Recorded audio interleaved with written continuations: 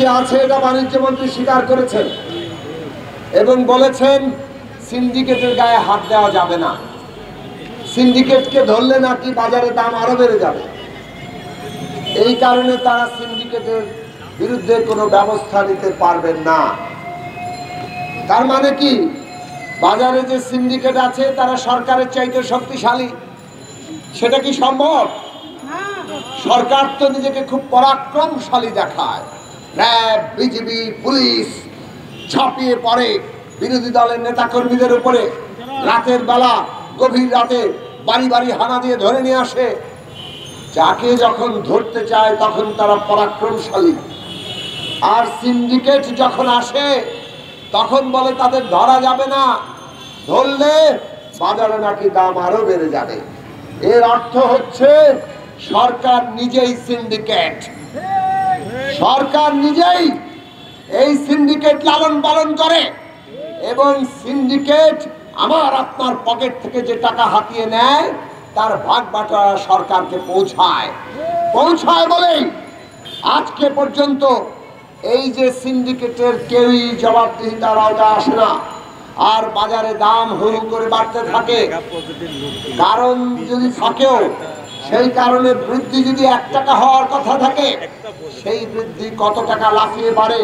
সাম্প্রতিক পেঁয়াজ কাণ্ডে আপনারা দেখেছেন, ভারত পেঁয়াজ রপ্তানি বন্ধ করেছে। এই ঘোষণা পাওয়ার সাথে সাথেই বাজারে 150 টাকা পর্যন্ত দাম বাড়িয়ে দেওয়া হলো। 250 টাকা কেজিতে পেঁয়াজ বিক্রি হয়েছে এই দেশে। এই হচ্ছে বাংলাদেশের অবস্থা। এই সিন্ডিকেট শহর থেকে শুরু করে একেবারে গ্রাম পর্যন্ত বিস্তৃত। এই যে দলগুলো দেখেন, বিশেষ আওয়ামী লীগ এখন সরকারি দল সারা দেশে তার লোকজন জোগাড় করছে, নির্বাচনে জড়ো করছে। এই টাউট টান্ডেলদেরকে তারা এই সিন্ডিকেটের মাধ্যমে লালন পালন করেন।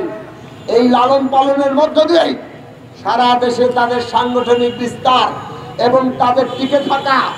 আর আজকে এই ভুয়া নির্বাচনের প্যান্ডেল বাহিনী হিসাবে, পান্ডা বাহিনী হিসাবে তারা তাদেরকে ব্যবহার করছে। বন্ধুরা আমার, এই সিন্ডিকেট এই সরকার কেবল বাজারে করে নাই, বাংলাদেশের ব্যাংক ব্যবস্থাপনার দিকে তাকান, সেইখানে আছে সিন্ডিকেট। পুরো হাজার হাজার লক্ষ কোটি টাকা ব্যাংক থেকে লুটপাট করে ব্যাংকগুলোকে ফোকলা করে দিচ্ছে।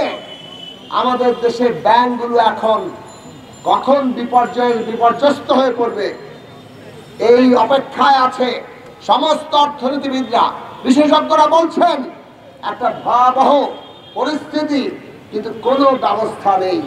এর মধ্যে কিভাবে এই দেশের লুটেরারা ওই ন্যাশনাল ব্যাংকে পরিচালক নিয়ে নিজেরা মারামারি করছে, সেইগুলো আপনারা সব খবর দেখছেন। কতগুলো ব্যাংক তাদের তারল্য সংকট, কতগুলো ব্যাংক তারা আজকে এই সরকার নিজেই হাজার হাজার কোটি টাকা তাদের বকেয়া সেগুলো শোধ করে না। এই ভয়ঙ্কর পরিস্থিতির মধ্যে আমরা আছি। পুরো অর্থনীতি এই সিন্ডিকেটে আক্রান্ত এবং এই সিন্ডিকেটের হোতা হচ্ছে এই সরকার। কেবল অর্থনীতি নয়, ওই যে তাকান দেশের প্রশাসনে, পুলিশ বাহিনীতে কিংবা দেশের সবগুলো রাষ্ট্রীয় প্রতিষ্ঠানে ওই প্রত্যেকটি জায়গায় সরকারের সিন্ডিকেট বসে আছে। আর এই সিন্ডিকেট গুলো কিভাবে কাজ করে আমরা সবাই দেখতে পাচ্ছি।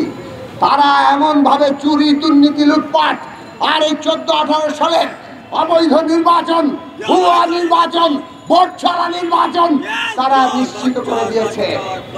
এই যে ভোট চুরিকে সহায়তা করা, এর মাধ্যমে তারা যে বিপুল পরিমাণের বিনিময়ে যে লক্ষ লক্ষ কোটি টাকা চুরি, দুর্নীতির সুযোগ পেয়েছে, এখন তাদের অবস্থা হয়েছে সরকারকে টিকিয়ে না রাখলে তারা আর নিজেরা রক্ষা পাবে না, বিচারের মুখোমুখি হতে হবে।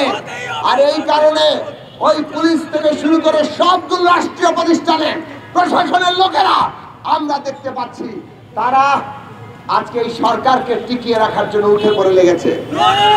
এই বন্ধুগণ, বাংলাদেশ এখন একটা সিন্ডিকেটের রাজত্বে পরিণত হয়েছে। এই দেশকে জনগণের দেশে পরিণত করতে হলে এই সিন্ডিকেটকে উচ্ছেদ করতে হবে, উৎখাত করতে হবে। আর সিন্ডিকেট যদি উৎখাত করতে হয়, এই সরকারকে ক্ষমতা থেকে বিদায় না করে সেটা কোনোভাবে সম্ভব না। বন্ধুরা আমার, ভয়ঙ্কর খেলা খেলছে সরকার, ভয়ঙ্কর খেলা খেলছে সরকার। ক্ষমতায় টিকে থাকার জন্য তারা নিষ্ঠুর, ভয়ঙ্কর, বিভীষিকাময় খেলা খেলছে। আজকে ট্রেনে আগুন দেওয়া হয়েছে। এই ট্রেনে আগুন দিয়ে বিরোধী দলের কি লাভ? আপনারা দেখবেন এই ট্রেনে আগুন দেওয়ার ফলে এই সরকার পুরো দোষ বিরোধী দলের উপর চাপাচ্ছে এবং চাপিয়ে তাদের বিরুদ্ধে আরো 10টা মামলা, 50টা মামলা, 100টা মামলা করছে। বিরোধী দলের নেতা কর্মীদের ধরে নিয়ে জেলে পুড়ছে। এখন তো রাতের বেলা কোর্ট বসিয়ে তারা সাজাও দিয়ে দিচ্ছে। এই কাজ করার সুযোগ তারা পায়, কাজে লাভটা কার হয়? রাজনৈতিকভাবে এই সমস্ত সহিংসতার লাভ এই সরকার পেয়েছে। বিরোধী দলের উপরে তার দোষ চাপিয়ে তাদেরকে দমন পীড়ন করেছে। কাজেই লাভ কার হয় এই দিয়ে হিসাব করবেন এই সহিংসতা কারা করে। এই সহিংসতার পেছনে যে নানান সংস্থা এবং সরকারের মদন আছে এটা পরিষ্কার ভাবে বোঝা যায়। কাজেই তাদের এই নিষ্ঠুর খেলা, মানুষকে আগুনে পুড়িয়ে মেরে তারা ক্ষমতা রক্ষা করতে চায়। তারা বিরোধী দলের উপর দোষ চাপানোর জন্য এইভাবে বাসে আগুন দেয়, ট্রেনে আগুন দেয়, সহিংসতা করে। আমরা পরিষ্কার ভাবে বলেছি এই আন্দোলন আমরা শান্তিপূর্ণ আন্দোলন করছি। বাংলাদেশের ইতিহাসে জনগণ সংগ্রাম করে যতগুলো পথ তৈরি করেছে সেই পথ অবলম্বন করে আমরা লড়াই করছি।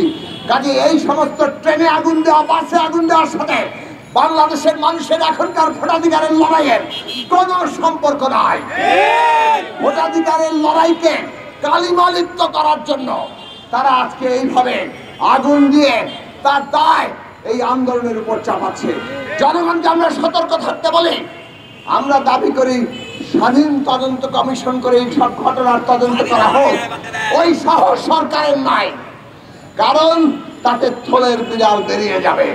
কাজেই ওনারা এই ব্লেম গেম খেলে এইভাবে মানুষকে পুড়িয়ে মারবেন আর ক্ষমতা চিরস্থায়ী রাখবেন একতরফা নির্বাচনের মধ্যে দিয়ে। ওবায়দুল কাদের সাহেব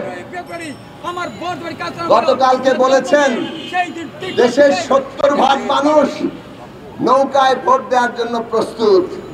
কি বুঝলেন?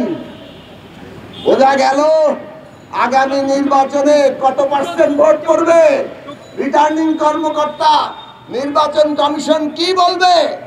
তারা বলবেন এই দ্বাদশ জাতীয় নির্বাচনে 70% ভোট পড়েছে। এইভাবে বাংলাদেশে একটি নির্বাচন নামক তামাশা হচ্ছে।